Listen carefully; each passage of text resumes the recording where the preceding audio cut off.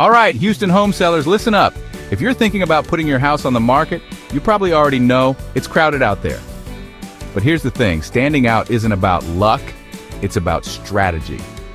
First up, let's talk curb appeal.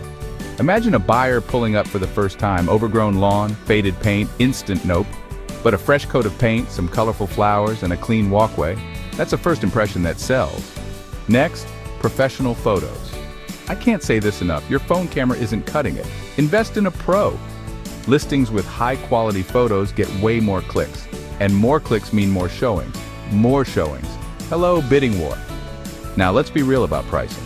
Everyone wants top dollar, but overpricing scares buyers away. Instead, price just below the competition. It creates urgency. And I've seen homes sell above asking just because buyers didn't want to miss out. Here's a trick. Highlight what makes your home unique.